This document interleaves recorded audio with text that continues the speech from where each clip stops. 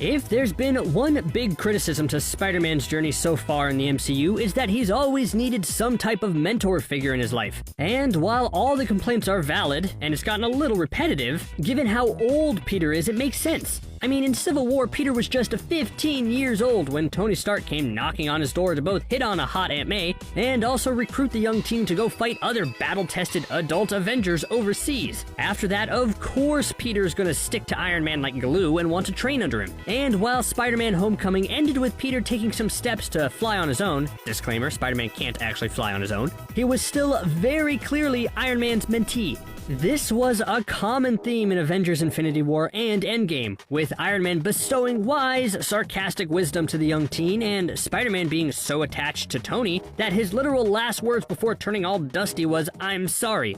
Like, Peter thought he was disappointing Tony in some way by dying. But that relationship definitely worked both ways too. Iron Man's guilt of inadvertently causing Peter's demise was strong enough for Tony to say, "Yeah, my wife and kid are great and all, but I miss that Spidey kid," and risk everything for a chance to bring him back. So that leads to Far From Home, where Peter was so heartbroken over his mentor's death that he looked for a rebound mentorship with Mysterio. And let's be honest here, we all know how rebound mentorships go. They might be good for a while, but they always end up with the new mentor being a crazy ex-Stark Industry employee who hates Tony Stark and then frames you for a crime you didn't commit. Classic. And now, even after that, it's said that Doctor Strange will be in Spider-Man's third movie, presumably guiding him through all the multiverse shenanigans, which means Peter will have yet another mentor. After that's over, can we finally say enough is enough? Because if the MCU really wants to bring Peter's character arc full circle, they need to stop throwing mentors at him, but rather have him learn enough to be a mentor himself. And that's where Ironheart comes in.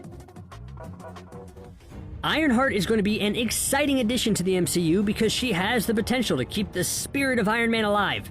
The legacy of the character can continue through Riri Williams, but that first comes with its own complications. For one, in the comics, Tony Stark mentors Riri Williams much like he mentors Peter in the MCU. The comics have the brilliant Riri make her own suit based on Stark designs, and although it doesn't work quite right, it catches Tony's eye, and the two start their own mentor-mentee relationship. Riri learns a lot from Tony and even steps up for him after the character falls into a coma. But do you see the issue here?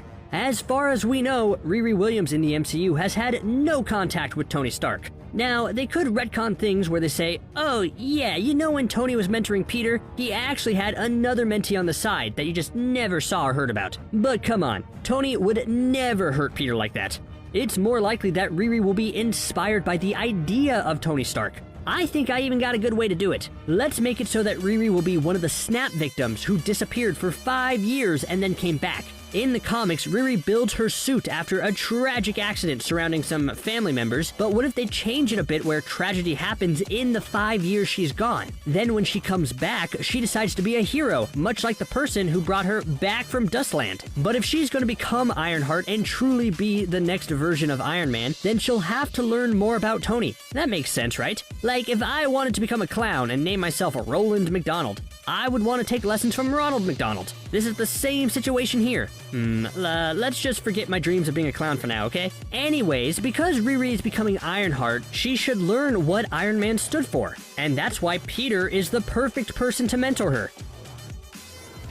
Again, I want to stress how perfect this partnership truly is. For Riri, she can be mentored by the hero who Iron Man already mentored, which is probably the best thing for any young hero. Like, sure, someone close to Tony could mentor Riri, like Pepper or Happy, but it's not the same as a superhero mentoring another superhero. Through Spider-Man, Riri could learn what it means to be the new Iron Man, and how much weight that actually carries. And then on the flip side, this is perfect for Spider-Man 2. This fully brings his character arc full circle, and now he's no longer just swinging around like a lost puppy looking for someone to mentor him. He can successfully pass on the lessons that were taught to him and truly continue the Iron Man legacy. It would definitely make Tony proud. I'm sure it would even earn him a sarcastic comment.